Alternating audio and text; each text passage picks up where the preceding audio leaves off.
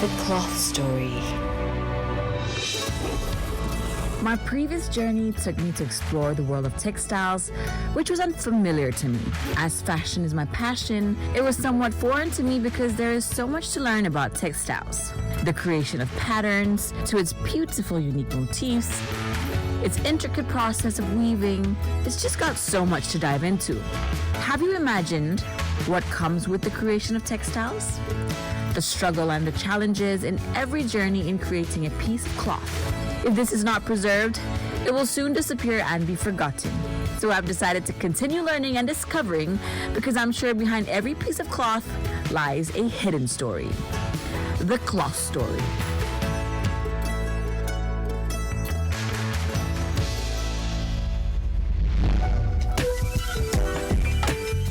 Sarawak, a state in Malaysia that is located in the northwest of Borneo Island. Bordered by the Malaysian state of Sabah to the northeast, Kalimantan to the south, and Brunei in the north, is also connected through textile trade, be it keringkam, songket, and everything in between.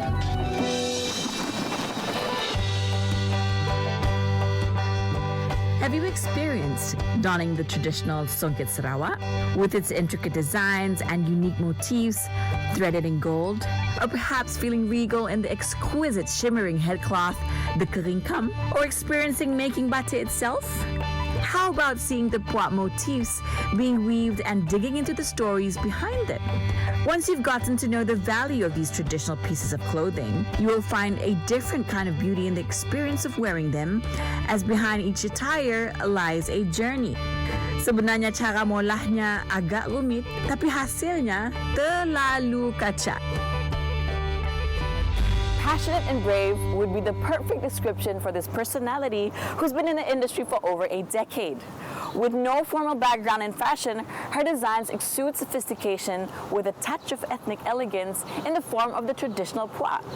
Datin Milia Gelen, an innovator, a businesswoman who has dedicated her life in preserving and promoting the traditional Pua together with her family. Join me, Arabyrd, as we get to know this person who has inspired a new generation of weavers right here on The Cloth Story.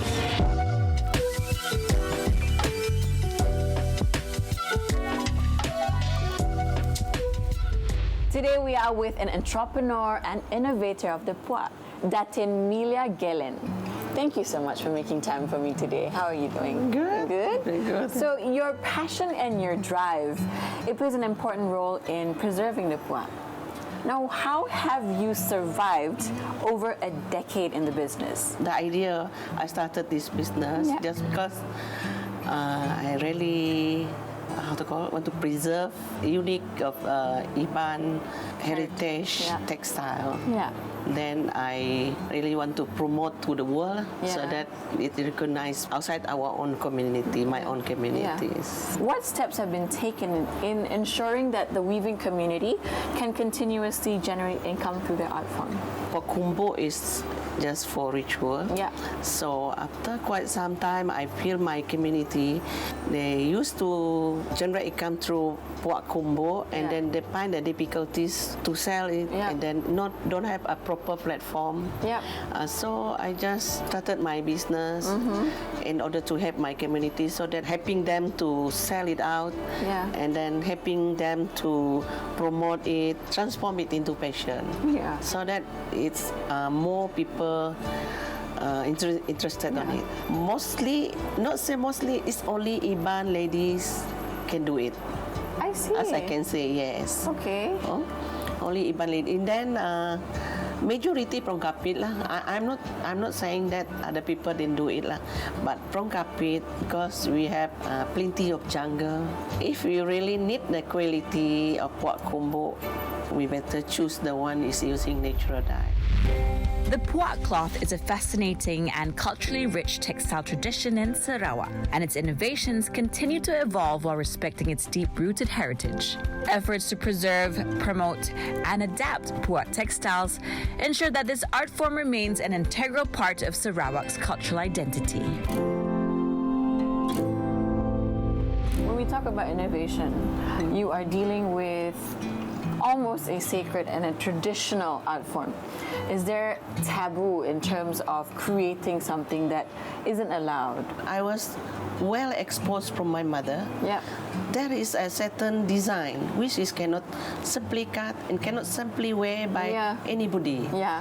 I always inform the young people or the other community, not just simply choose and buy and cut for your attire. Yeah. It cannot. It's certain design. They have a name actually. Yeah. They have name just like those macam buaya ka, ular-ular motifs ka, lah. motif motif ular, motif buaya, motif which is dangerous. But for those yang macam high ranking people, Yeah.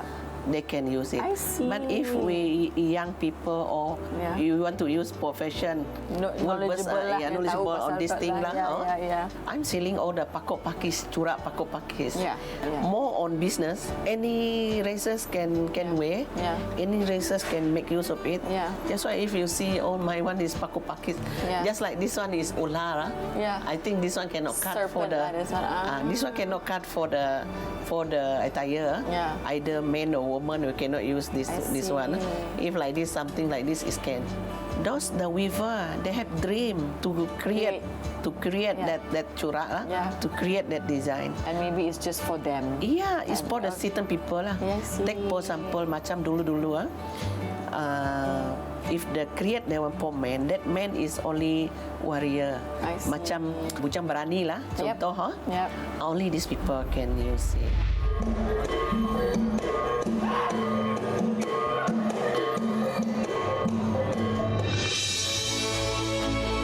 The cloth story.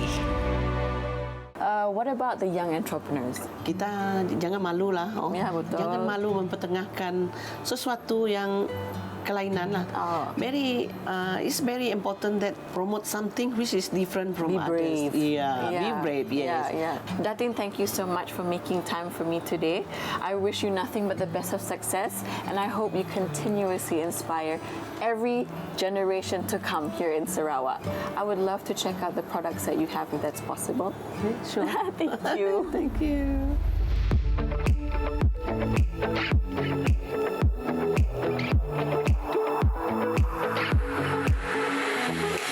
I spent a bit of time taking short strolls to enjoy the beauty in several areas here in Sarawak. I visited a few shops selling traditional Sarawakian textiles. If there is a high demand, this heritage will surely be preserved. The production is intricate and each piece is highly valuable. As buyers, we should appreciate its craftsmanship and be proud of our precious heritage.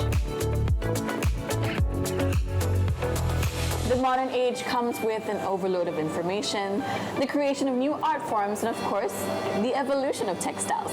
Now, as much as I'm in awe with these modern creations, I'm equally intrigued by the history behind the Pua Kumbu or the Iban Ikat and the importance of understanding them. Now, I'm going to take a minute to enjoy my coffee before we continue the cloth story journey.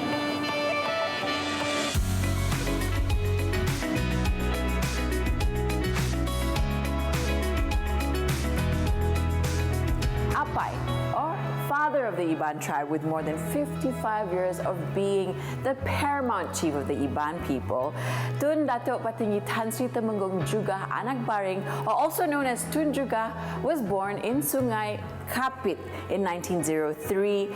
He was also known as the Bridge of Malaysia. Now, just as how the Ibans are very proud of Tun Juga, they are also extremely proud of their traditional textiles. Pua is a traditional hand-woven textile from Sarawak, Malaysia.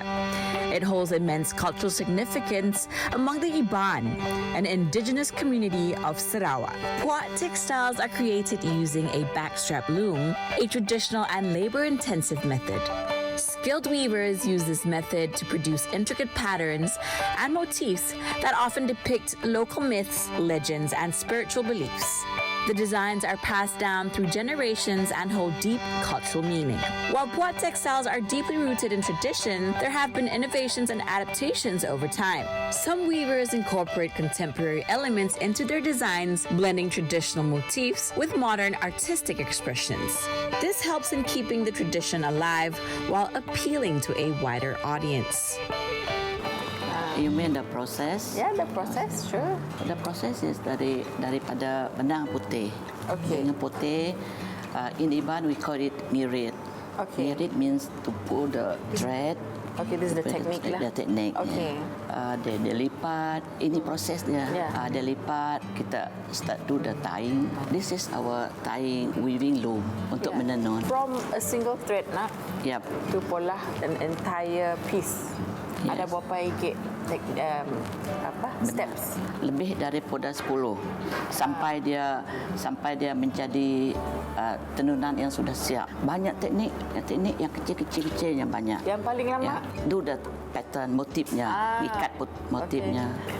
Since kami tenang dah ada dengan cikgu, kita bukan boleh coba. Will I kacau you if I try? Kalau orang Elin nak belajar boleh, boleh, Okay. Boleh coba.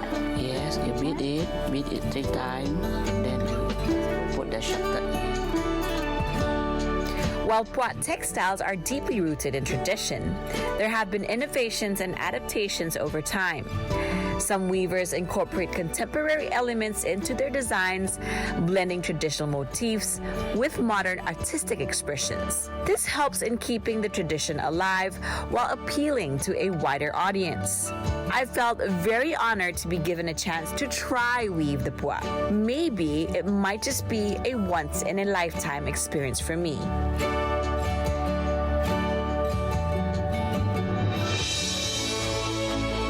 The cloth story. I feel very fortunate to have met skilled weavers who are proficient in Pua weaving.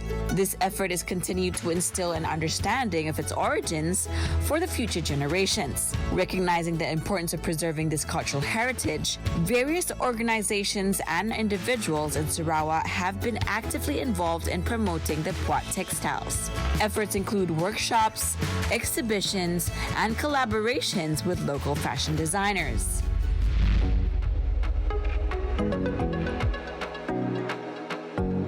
Pua Kumbu merupakan satu fabrik yang dihasilkan secara manual, terhasil daripada bahan semula jadi. Warna pada Pua Kumbu adalah majestic, seperti hasil tumbukan kayu, perahan dari kunyit. So, setiap tumbuhan yang terdapat di hutan menghasilkan warna yang berlainan.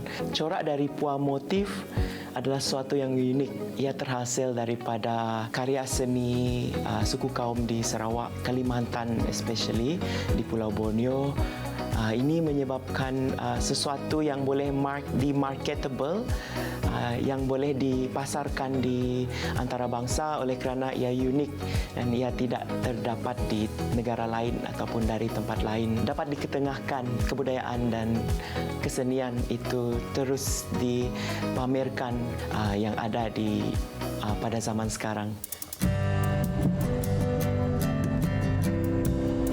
All the way long, when you tied it, sometimes you think about something else. Yeah. Kalau macam ni, kalau say lah about the coil, go to the left. Sometimes you want to make it to the right. Yeah. You see? I see. Because this is handmade, not 100% is the same weight that you are copied. Yeah. Saya buat melukisnya dalam macam ini, gerak macam ni. Ask them to count. Yeah. It is very easy for them to follow.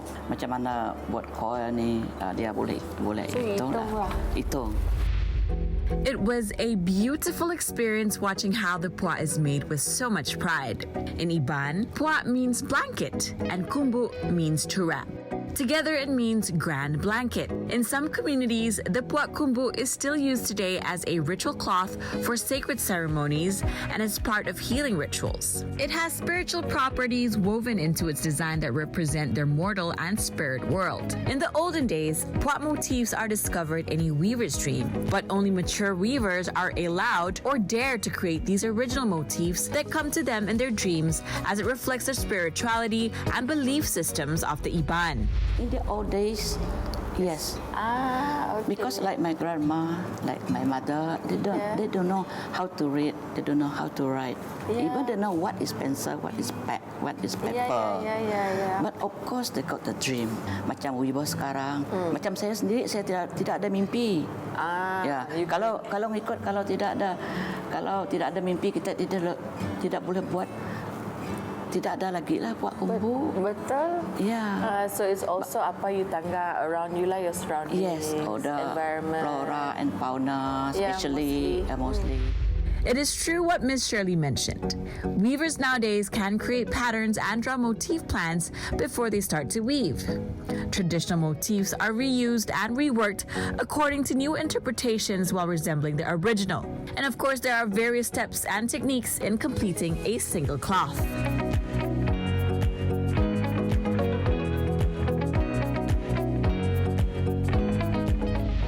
Iban textiles weaving is all about. Want to preserve the tradition, and also because we are passionate about it, to keep the tradition alive, to make people interested, motivate them to want to learn how to weave. Here at the museum, you can find an outstanding collection of the Pua Kumbu, also Iban Ikat, both antique and modern, also an exquisite collection of silverware and jewelry. But you can also experience the weavers in action or try it yourself to have a better understanding of the Iban textile and weaving. How do I look? An exceptional collection of Pua textiles, both antique and modern, can be found here at the Tuna Foundation. I am in absolute awe at how all these Pua have been preserved and feeling chuffed that I got to meet Milia Lingi, the granddaughter of Tuna, who has inspired me so much in getting to know and preserving the art of Pua. Tuna, which is what this foundation is named after, passed away in 1981. A few years later, after he passed away, the chairman, who's also my father, Tan Sri Lingi, decided that we needed to collect everything, promote and preserve everything that is Iban material culture, purely because it will just one day disappear, and I think it's already doing that with all the elderly all passing away. So in 1985, he set up the foundation to preserve and promote all of Iban material culture, textiles and traditional costumes, publications, and library and archives, and museum and gallery. At the same time, my mother decided to collect our heirloom pieces of Pua that were woven by our ancestors, great-great-grandparents as well, from both sides actually, and she wanted to learn how to weave. But what we do here is we learn how to tell the younger people, they have to learn how to do the traditional skills first.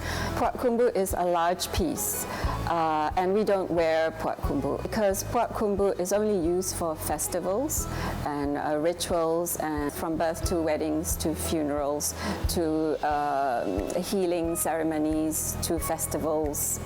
So it's a ceremonial blanket. So we don't wear Pua Kumbu. The Pua Kumbu is also a kain kabat. It's just that it's big and it's for rituals. It's not actually. That's actually kain kabat. Pua Kumbu, we cannot say that we wear it because it's large. But in the olden days, they're mainly like taboo patterns. We call them warrior patterns, festival ritual patterns, which we don't just simply take from that Pua Kumbu and put it onto our attire. The Pua fabric holds significant cultural importance to the Iban people. It is believed to possess spiritual powers and serves as a symbol of wealth, prestige, and identity within a community. The patterns woven onto the fabric often depict symbols and motifs of animals, plants, and mythical creatures that hold meaning to the Iban people. So basically, there's about 11 to 12 steps of making a single piece of Pua Kumbu. So this one is the first step, where you wind a skein of, this is not silk actually, this is cotton. First you near it, and then you do the ngarap. So the ngarap is basically, it's to separate the threads, because in one Pua Kumbu you have an upper warp and a lower warp. Right? Okay, so the third step is called nagi, and And the next step is called muai. Muai in Iban is throw away, but you're not throwing anything away here. You're just dividing the threads again to fold it so that it becomes much smaller. Okay. After which you proceed on and you get to the nipan. So here you see all the covered bits really of the bits that you don't want to do second dyeing. Yeah. And second dyeing is always with second dye. You dry it again and then you undo you cut all the tight bits. You have to make sure you don't cut the threads, right? And then you transfer it into the big loom, which you will see in the other room. So I believe you use only natural dye. Yes, we do. Made of. Okay, so the different types of natural dyes that we use for our Iban Ikat. This is the Morinda tree. Okay. We use the roots of this, and kudu we call it. So we use this to make the reddish brown color, okay, for the base. If we don't use this, we use either sabangki bark, that's the bark of a tree, or angkurabai leaves. So this is angkurabai leaf, this is from a tree. So this particular plant, I planted over the pandemic, along with the indigo, which makes the blue of, or the darker black color of the pua. These are some of the threads we use and the colors. So these one will be on silk. So some of them we've experimented with, as you say, non-natural dyes as well. See, the passion and the patience that is put into weaving the ikat is tremendous. You see, you've got 12 different processes, but I feel like it is worth it. So if you do want to learn how to make natural dye or even your own piece, you can come over to the Tuna Foundation. Correct.